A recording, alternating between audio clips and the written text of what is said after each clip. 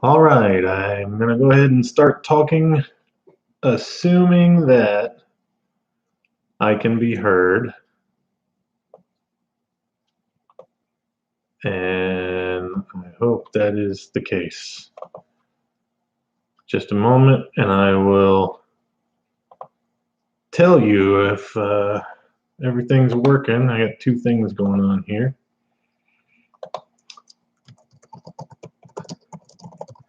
So say hello if you're there, so I know what's going on. Hope everybody can see.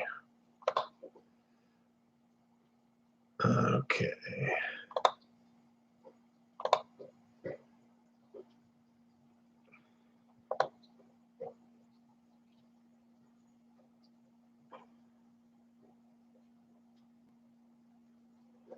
Whoops.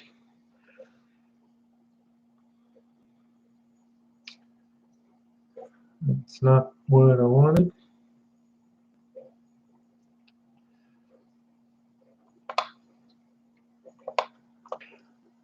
Hi, Miss Bonnie. Good to see you. Glad that you're here. Okay.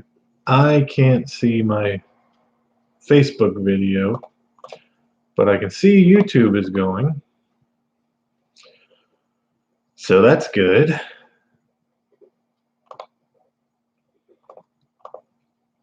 Can you hear me is the next question. Can you hear me? We'll give this a minute to load, hopefully. Oh, there we go. Okay. I see hellos on Facebook. Give me 2 minutes to get my... There's also a possibility our power could go out again, because it just did, and I might lose all connection. So we hope that's not the case, but we're going to try. Hear you very clear. Praise the Lord. That is a blessing. All right. Well, it's Thursday. This is officially my update video slash live Q&A. So as far as the update goes, if you have not already heard, we will be having two in-person church services this Sunday. One will be at 8 o'clock, and the other will be at 11 o'clock. We will be live streaming the 11 o'clock service, but not the 8 o'clock service.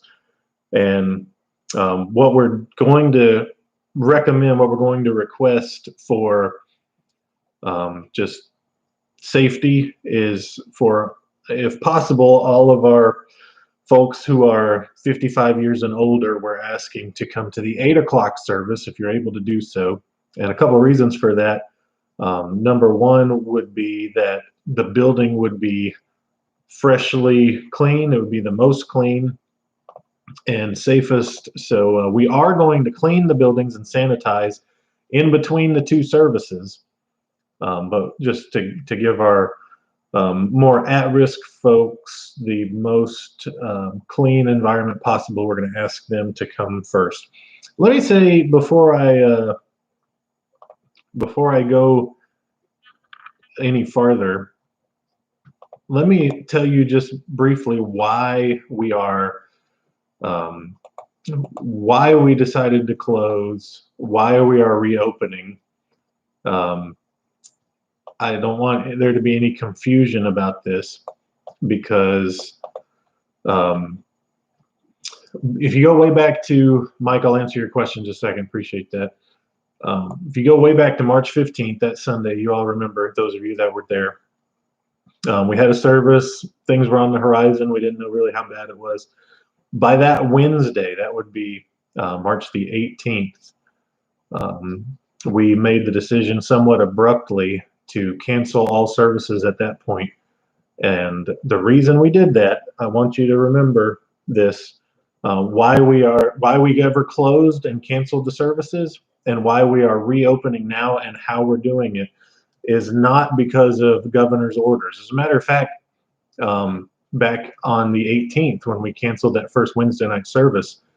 I was not even aware at that point if there was any governor's orders or recommendations to close. There may have been, but I'm just saying that Preacher and I don't remember that in our discussions. The reason that we closed and the reason that we're now reopening the way that we are is for the safety of our people. We are trying to walk a fine line between doing what we all want to do, and that is to meet together as a church, and then also doing what we ought to do, which is to take care of our people and keep them safe. So I want you to remember that, okay? We are not looking to the Capitol building in North Carolina to make our decisions for us, either to close or to reopen. We're doing what we believe we need to do to keep our people as safe as possible. So please remember that. And when you look back one day and you wonder why we closed when we did and why we opened the way that we did, it was not because we were taking orders from a politician or a bureaucrat. It's we as pastoral staff we're trying to do what we felt was best for our people and to keep everybody safe. So please remember that. Mike, to your question, yes, for now, the only in-person services that we will be holding for the time being will be the 2 Sunday morning services. Sunday school classes that are meeting virtually will still continue to do so, and we will only have live stream service for Wednesday for the time being.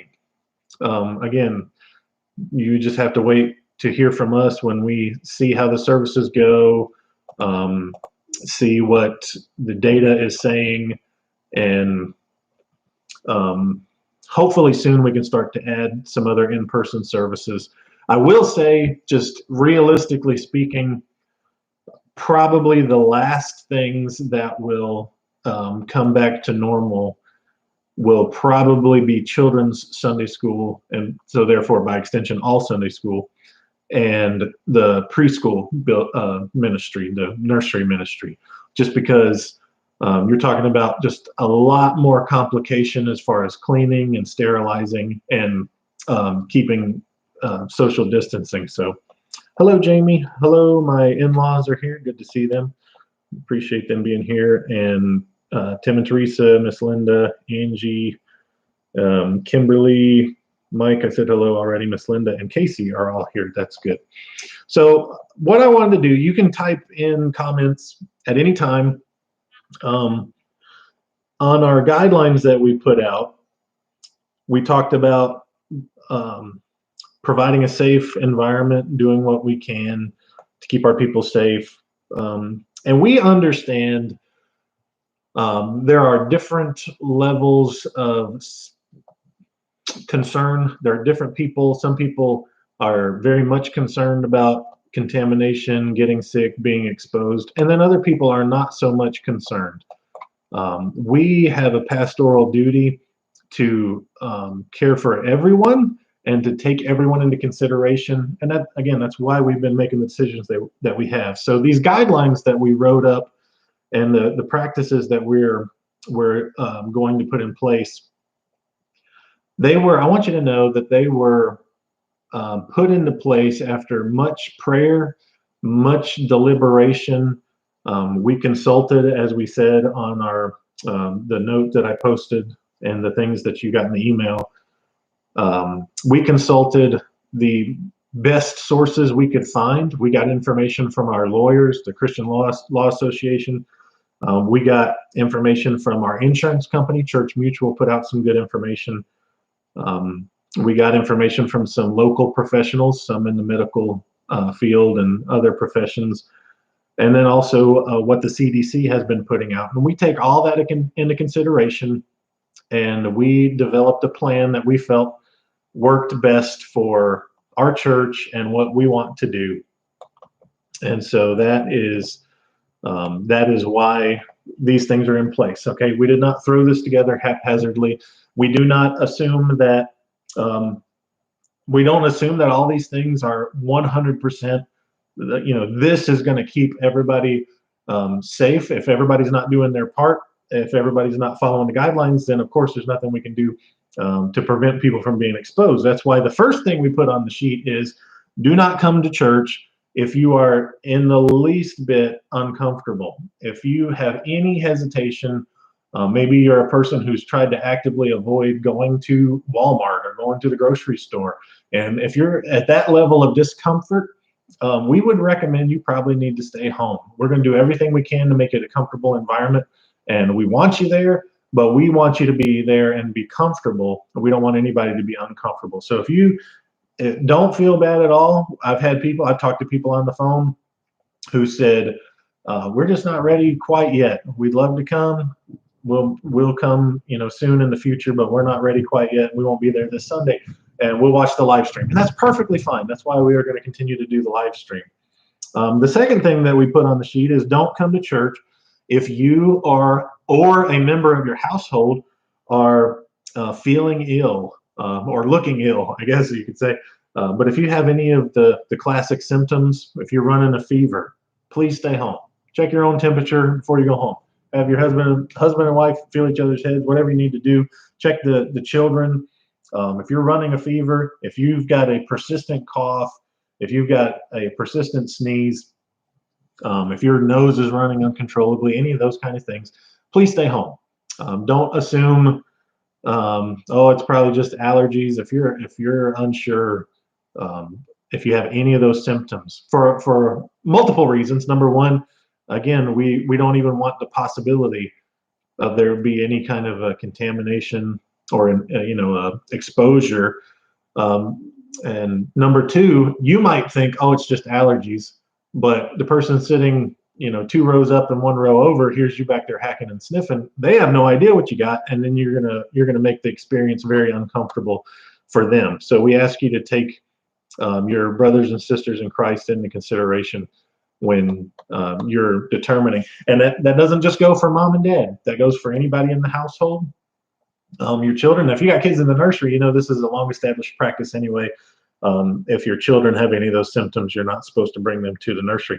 But we just ask you to extend that same courtesy to everybody that's going to be in the auditorium. If you have any of those symptoms, don't come. We're gonna prop open the doors so nobody has to touch doorknobs. The only exception to that will be the bathroom doors. Now we do ask, and that's on the sheet as well, please only use the restrooms if you just absolutely have to. I realize some people have medical conditions and things that make that a necessity, but if at all possible, avoid using the bathroom. The bathroom doors, we did try to think of if it would be possible to prop the exterior bathroom doors open, but we didn't feel like that was something that we could do. So we do have so going into the bathroom doors, you push to go in, so you don't have to grab a handle. But coming out, both the men's and the ladies' restroom, you have to grab a handle. And we have sanitizing wipes, disinfecting wipes on the inside of both the men's and the ladies' bathroom, and trash cans there. So as you're coming out, if you want to, you can grab a disinfecting wipe and use that to open the handle or to clean the handle with, and then discard that before you leave. And then we also will have multiple hand sanitizing stations. We've got hand sanitizer, and we've got disinfecting wipes, and trash cans in different places there. So we're going to try to limit the amount of times you have to touch anything. When you enter the building, this is on the sheet as well, there will be one set of the double doors going into the auditorium that's going to be enter only. We're going to try to control the flow of traffic. Now, this is going to be a little strange because probably what we're going to have you do is walk in the main building doors and then go down to where like Awana has been entering on Wednesday nights, the double doors close to the ladies' bathroom. We're going to go into the auditorium that way. That'll be the entrance way. And then obviously, some of you are going to have to go into the auditorium and come back to the right past the sound booth to get into those seats over there. But we're going to try to control the flow of traffic. And then on the way out, everybody will exit the first set of double doors that's closest to the doors that go to the parking lot. And again, the people that are on the far side are going to have to walk farther through the auditorium to leave. But that's the best way that we could think to do that. and to control traffic. Is everybody still here? Nobody has said anything in a while, so just want to make sure I am being heard. I will keep going if not, because I could talk to myself all day. Number 3 on our sheet, or actually I forgot to mention this, come in as a family, leave as a family. We don't want people splintering off. We really need you to stay together. Okay, still there. That's good. Praise the Lord. This is especially important for children. I understand kids aren't going to understand why they can't run and see so-and-so, their Sunday school teacher or whatnot. But please help us with that. We need the families to stay together. When you come in the building, please go to your seat and stay at your seat for the whole service. And then when the service is over, please leave as a family. And that will help us a lot. We ask you not to gather in fellowship anywhere in the auditorium or in the lobby, and really in the parking lot. Now, obviously, we can't control what you do once you leave the church building, but we ask you just, if for nothing else, for appearance's sakes, don't be gathering in groups in the parking lot and fellowship. And if you want to holler at each other, as you're walking to your cars, I understand that, but just try to avoid the appearance of gathering. And then number 3 on our sheet is to please wear a mask. This was a difficult call to make. I've got to be honest, but we decided that it was best to just ask everybody to wear a mask. Unless you have a medical condition that prevents you from doing so, we ask you to do that. The staff, we will be wearing masks when we're not on stage. Once we get on stage, we will not be wearing masks, but any other time that we're in the auditorium, we will be wearing masks. And again, a lot of opinions on that. I understand that. And I will say this, we say this on the sheet as well. You won't be asked not to come in if you're not wearing a mask. We're not going to turn anybody away if they're not wearing a mask. But I just ask you just to think about the other people that will be there. I know masks are uncomfortable. They look goofy. They're aggravating. I get it. I worn them to Walmart and things like that, and it's annoying. I totally understand that, and it's not going to feel normal. It's going to be very uncomfortable, and we want to make it as comfortable as possible. But just remember, there might be people who are there who would feel uncomfortable being around a bunch of people that don't have a mask on. And I just ask you to please consider them. I read something good today. The conventional wisdom is a mask doesn't prevent you from getting sick. It helps more you from getting others sick. And of course, we realize some people might be infected and not even know it because they're asymptomatic. But so you might think, well, if I wear a mask, I'm not sick. I'm only helping other people not get my germs, but I'm not sick. Well, but think if everybody wore a mask, then nobody would be getting anybody sick, or it would at least severely decrease it. So I ask you to do that. Again, I'm not going to turn anybody away if you're not wearing a mask. And we really don't want, as much as possible, don't draw attention to the fact that somebody is or is not wearing a mask. We don't want anybody to feel guilty or feel bad for wearing one. We don't want anybody to feel bad for not wearing one. We're just not going to make that a thing, okay? We're going to come to church because we love the Lord and we love each other, and we want to be there with God's people, mask or not. So we're just not going to make masks a big deal. But we do ask you to wear one, please. Number 4 on the sheet, you must practice social distancing. Again, same premise as before. You and your buddy that's there at church, you might both think, the 6-foot rule is a bunch of nonsense. We're both healthy. Who cares? I'm going to go give a handshake and a hug on the back. Please don't do that. We're going to ask you not to do that. Maintain the social distancing. You should not be approaching anybody. No handshakes, no hugs. I know we have a friendly church. We've got a handshaking church. We've got a hugging church. I understand that. And it's going to feel different not being able to do that. But I just ask you again to remember others that you might make uncomfortable by approaching them. So we will say something if we do see somebody invading the invading somebody else's personal space. We won't kick you out, obviously, but we'll bring to notice that you're not supposed to be doing that. Miss Bonnie asks a great question on YouTube. Do we leave one space between cars when parking? At this time, Miss Bonnie, we don't think that's necessary. Most people will not be arriving at the same time. And as people are leaving in stages, the likelihood of people being right next to each other in the car is probably very low. So I don't think it's necessary to leave a space between cars. But obviously, if you and somebody else are parked next to each other and they're getting in their car and you're walking up, just, like if you go bowling, lane courtesy, just give a little lane courtesy to the people that are parked next to you. If they're getting ready to get in their car, just give them a little bit of space. But that's a great question, Ms. Bonnie. Appreciate you asking that. I mentioned the restrooms already. Children should be discouraged from making trips to and from the restroom. This is not a huge problem in our church usually, but again, parents, your children, what their needs are and what their tendencies are, and which kids need to be accompanied and not.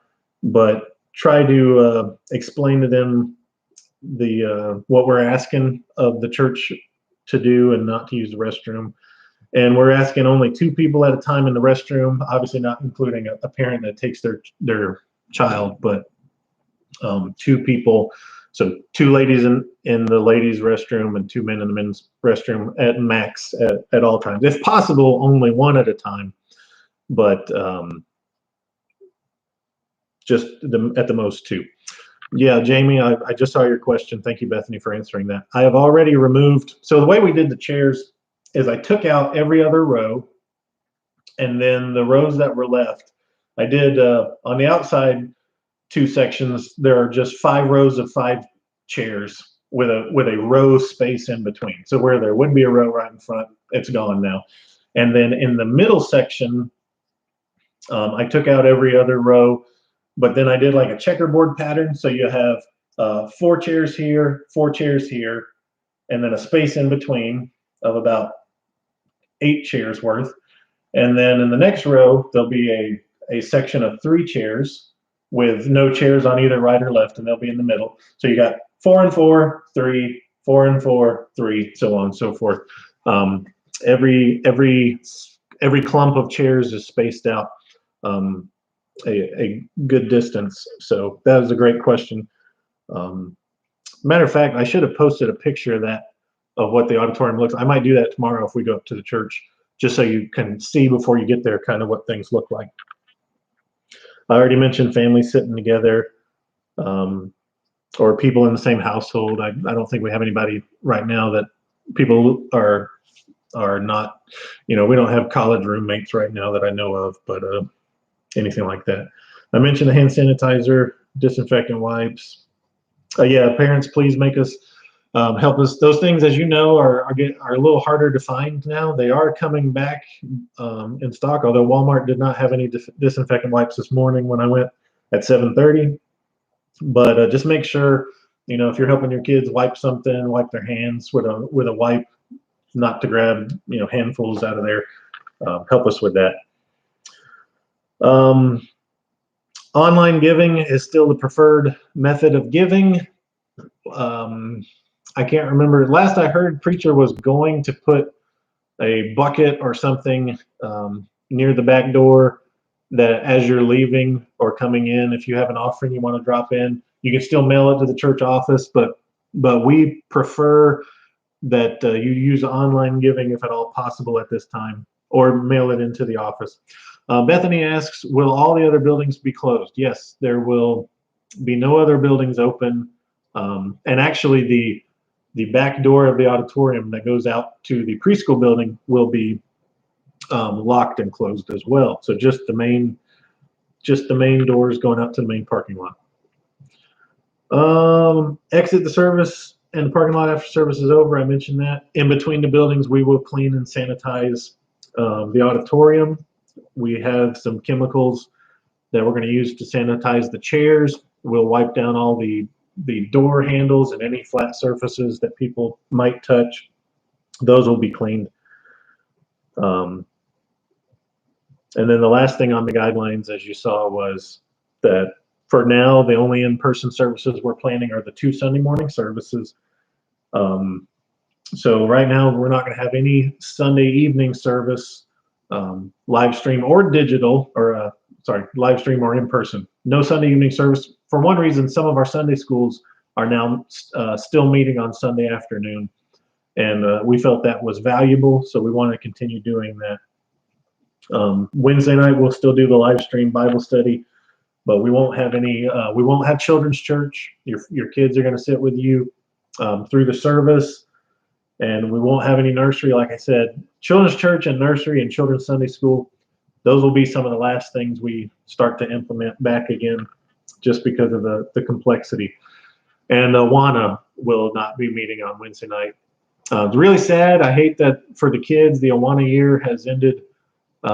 Much like the school year has ended, kind of on a downer note, and I really hate that. On the positive side, we're a little sneak preview here. We're looking into doing a form of our wonderful Wednesdays through the summer, utilizing Answers in Genesis VBS material again, and I'm really excited about that. I'll have more info out about that next week. So we're going to try to make our Wednesdays in the summer really special, even if we're still not able to meet at that time. Anyway, that's everything that's on the sheet. If you have any other questions, you can post them now, and I will be glad to answer them. Share this video with others, anybody that was not here.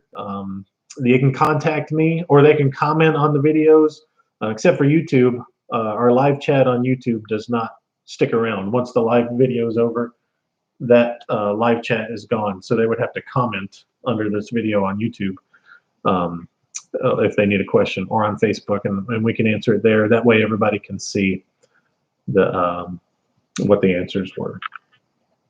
Anyway, last thing I'll say, if you're thinking of any other questions to ask, I've really enjoyed being able to do these weekly update videos.